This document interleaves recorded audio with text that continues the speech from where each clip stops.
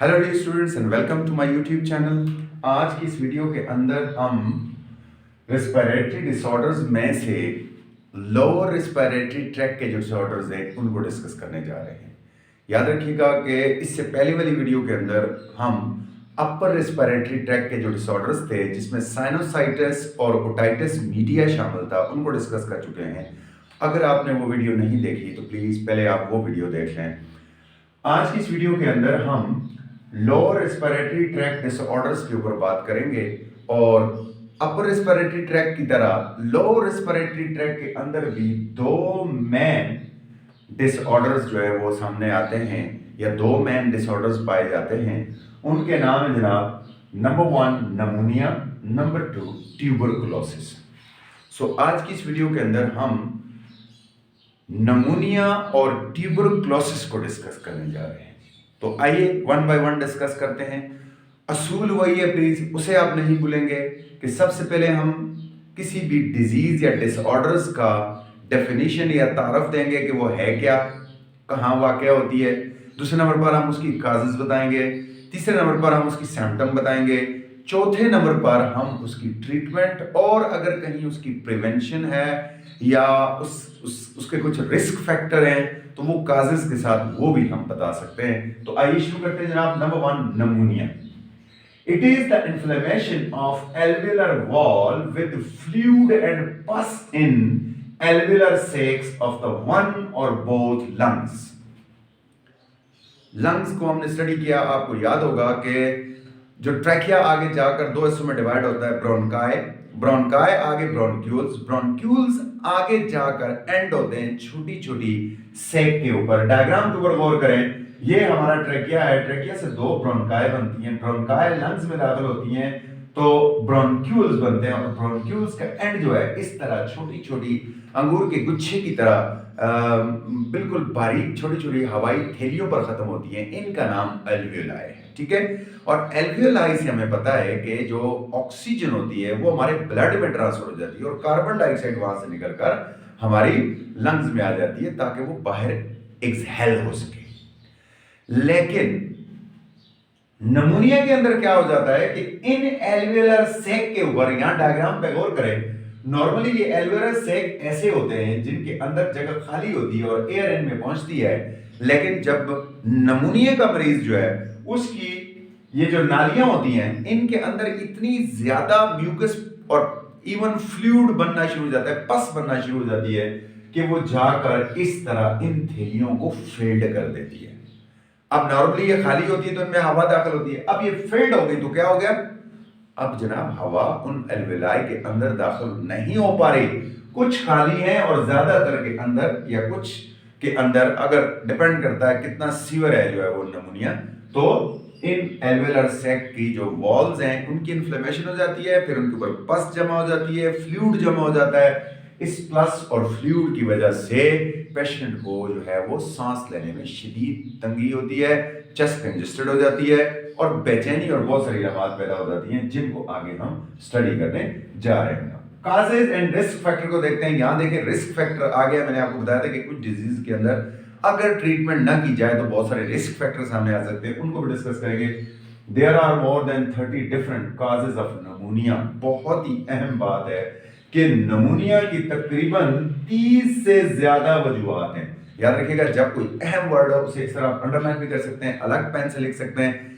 ये पेपर के अंदर खासतौर पर जो चेकर होता है उसके लिए ये आसानी हो जाती है, उसमें मेन वर्ड को देखना होता है और आपको नंबर देने होते हैं। इस बात का प्रयास कर। सो 30 डिफरेंट काजेस ऑफ नमूनिया है, but the most important is bacteria. सबसे ज्यादा जो नमूनिया काज करता है वो बैक्टीरिया, एंड और बैक्टीरिया में भी कौन सा, खास तौर पर माइकोप्लाज्मा एक बैक्टीरिया, वो बहुत ज्यादा नमूनिया करता है। एंड वायरसेस, और कुछ वायरसेस हैं which can enter our body, जो बॉडी के अंदर दाखिल होते हैं from nose, mouth और eyes। वो वायरस बैक्टीरिया जो हमारे नोज के जरिए, हमारे माउथ के जरिए, हमारी आईज के जरिए बॉडी में दाखिल हो जाते हैं और अंदर जाकर ये डिजीज नमूनिया काज करते हैं, वो ज्यादा अहम है। लेकिन इसके अलावा स्मोकिंग है, डस्ट है और बहुत सारी जहरीले केमिकल्स हैं जो कि निमोनिया काज कर सकते हैं। सो 30 डिफरेंट काजेज हैं जो इंशाल्लाह आगे जाकर आप स्टडी करेंगे। So most common bacteria that cause the pneumonia, मैंने कहा सबसे ज्यादा निमोनिया काज करने वाले बैक्टीरिया होते हैं, उनके नाम है जनाब स्ट्रेप्टोकोकस निमोनिया। याद रखिएगा निमोनिया में पी साइलेंट है। सो स्ट्रेप्टोकोकस निमोनिया, इसी तरह से हीमोफिलस इन्फ्लुएंजा, इस तरह से स्टेफाइलोकोकस एरियोरस और माइकोप्लाज्मा। मैंने शुरू में आपको बताया था माइकोप्लाज्मा सबसे ज्यादा निमोनिया को काज करने वाला बैक्टीरिया है, और ये जो है सेल वॉल के बगैर वाला बैक्टीरिया होता है। रिस्क फैक्टर की बात करते हैं जी, ये तो हो गई इसकी काजेस। अब रिस्क फैक्टर, अगर निमोनिया को प्रॉपर्ली ट्रीट ना किया जाए, if the pneumonia is not treated properly it can cause several risk factors, some of them are. अगर निमोनिया को हम प्रॉपर्ली ट्रीट नहीं करेंगे, सही वक्त पर डॉक्टर के पास नहीं जाएंगे, सही वक्त पर उसकी दवाई नहीं लेंगे, ट्रीटमेंट नहीं करवाएंगे, तो फिर कुछ रिस्क फैक्टर सामने आएंगे। वो कौन कौन से जनाब? प्लूरल इफ्यूजन, प्लूरल कहते हैं, प्लूरा कहते हैं हमारे लंग्स के ऊपर जो झिल्ली होती है उसको प्लूरा कहते हैं। तो लंग्स में से पानी निकलकर उस लंग्स के इर्द गिर्द प्लूरा के साथ जमा हो जाता है, इसीलिए उसको कहते हैं प्लूरल एफ्यूजन, यानी fluid around the lungs, lungs के इर्द गिर्द फ्लूइड जमा हो जाता है। ये हालत ज्यादा खतरनाक होती जाती है। उसके बाद एम्फाइसीमा एक दूसरी बीमारी है जो इसके बाद हम पढ़ने जा रहे हैं आगे। एम्फाइसीमा की एक बीमारी हो जाती है जिसके अंदर पस इन द एल्वेलाई, एल्वेलाई पूरी की पूरी पस से भरकर सॉलिड हो जाती है, उसमें बिल्कुल ही हवा अंदर नहीं जा सकती। वो इससे भी ज्यादा, निमोनिया से भी ज्यादा खतरनाक बीमारी है। और abscess in the lungs, lungs के अंदर जख्म बनना शुरू हो जाते हैं, एब्सिस जख्म को कहते हैं। सो जैसे इन्फ्लेमेशन इन लंग्स होकर इसको हम इन्फेक्शन तक कह सकते हैं कि लंग्स के अंदर जो है वो क्या हो जाता है, एब्सिस फोड़े बन जाते हैं और ये आगे कैंसर की तरफ शिफ्ट हो जाते हैं। तो ये हैं वो रिस्क फैक्टर जो कि निमोनिया की वजह से पैदा होते हैं। सिम्टम ऑफ निमोनिया की बात करते हैं जनाब। अब सिम्टम डिपेंड करेंगे कि निमोनिया किस काज की वजह से हुआ, बैक्टीरिया से हुआ, वायरस से हुआ, माइकोप्लाज्मा से हुआ, किस चीज से हुआ, उसके मुताबिक ही ज्यादातर निमोनिया की अलामत होती हैं। लेकिन जनरल अलामत में मरीज को बहुत सर्दी लगती है और कफ बहुत होता है, खांसी जरूर होती है, फीवर होता है, ये 3 अलामत कॉमन है। अब देखते हैं one by one. So first of all with bacterial infection, अगर निमोनिया बैक्टीरिया की वजह से है तो सिम्टम में very and depends on the cause. For example with bacterial infection से क्या होगा, द पर्सन में फील शेकिंग चिल, मैंने कहा सर्दी लगती है, शेकिंग चिल मीन ऐसे कांपना, सर्दी लगती है, चैटरिंग टीथ, दांत बजते हैं, एंड सीवर चेस्ट पेन, छाती के अंदर शदीद दर्द होता है, वेरी हाई फीवर, बहुत ज्यादा तेज बुखार होता है।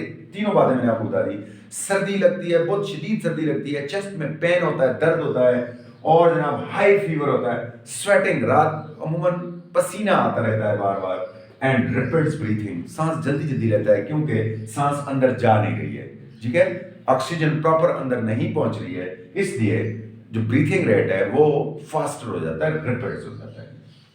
ये तो था जनाब अगर बैक्टीरियल इन्फेक्शन हो। और अगर वायरल इन्फेक्शन हो, with viral infection the person experience fever, बुखार तो होता ही है, ड्राई कफ, खुश्क खांसी क्योंकि ये जाम कर देता है सिस्टम को।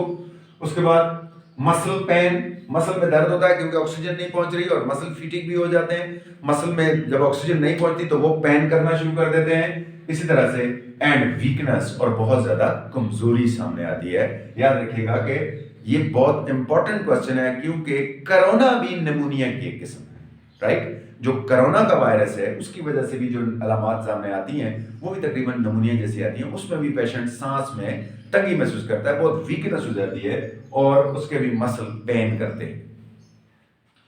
विद माइकोप्लाज्मा निमोनिया, एक वायरस है खास माइकोप्लाज्मा निमोनिया, अगर वो हो जाए तो in this case violent coughing attack, बहुत शदीद बहुत एकदम जो है वो अटैक होते हैं खांसी के, वायलेंट कफिंग अटैक्स होते हैं। उसके अलावा चिल फीवर, बहुत सर्दी के साथ बुखार होता है, और नोजिया, वोमिटिंग, उल्टी जैसा महसूस होता है, उल्टी कभी हो भी जाती है।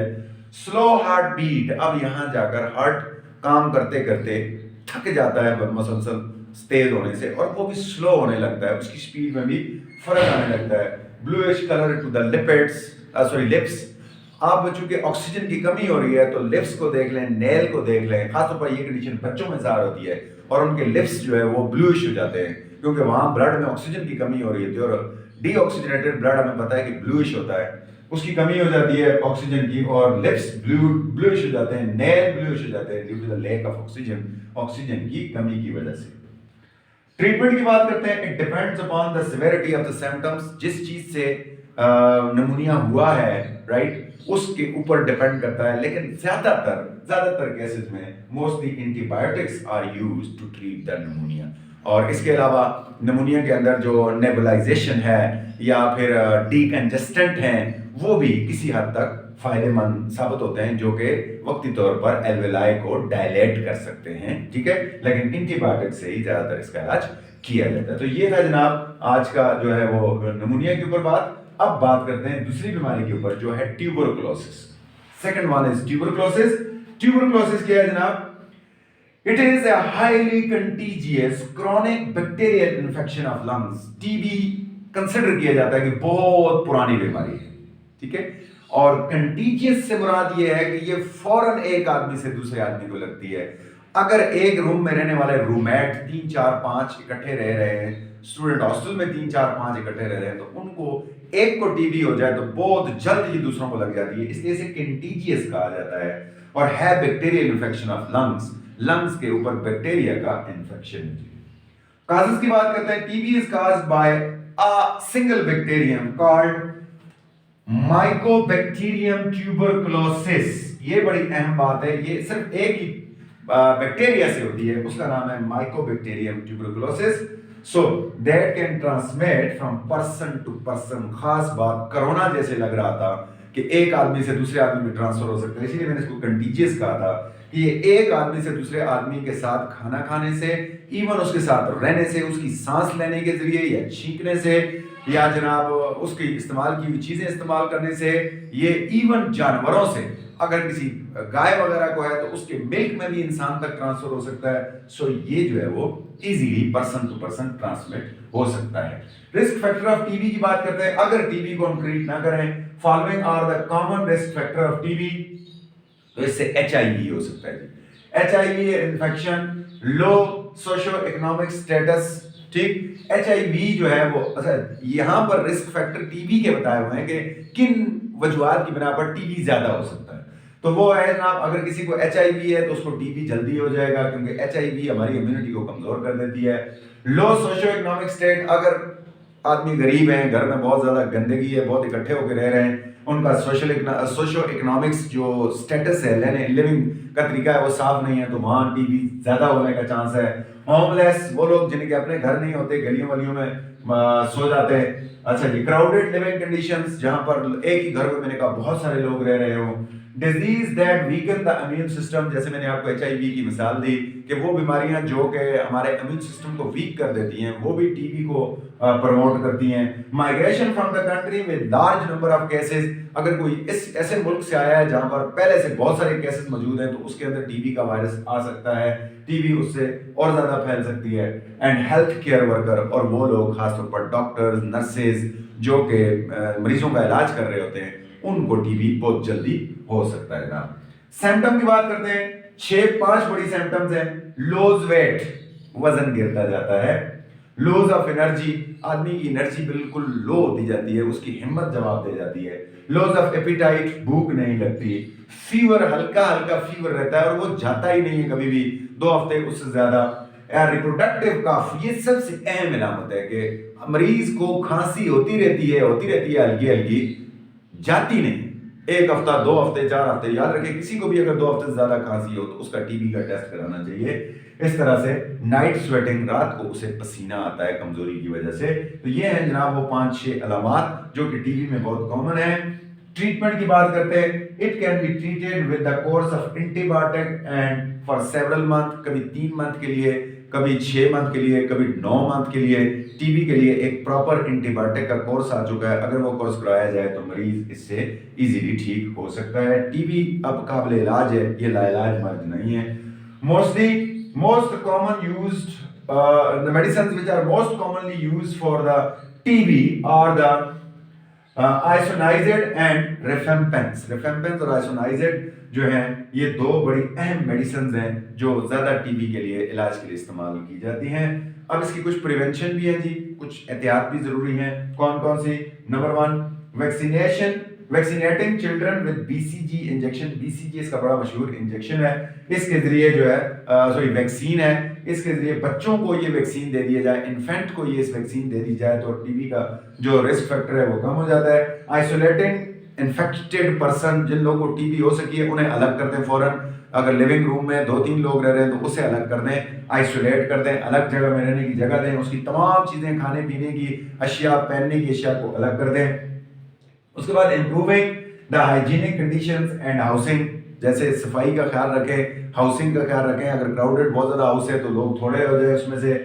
उसके बाद है जनाब using pasteurise and properly boiled milk. मैंने कहा मिल्क से भी ये ट्रांसफ़र होती है एक पर्सन से दूसरे पर्सन में, या फिर एनिमल से भी इंसान में ट्रांसफ़र हो सकती है। तो हमेशा दूध को प्रॉपर्ली पॉस्चराइज दूध इस्तेमाल किया जाए या प्रॉपर्ली बॉइल्ड दूध इस्तेमाल किया जाए, मिल्क इस्तेमाल किया जाए, तो इसके जो इससे प्रिवेंशन है वो की जा सकती है।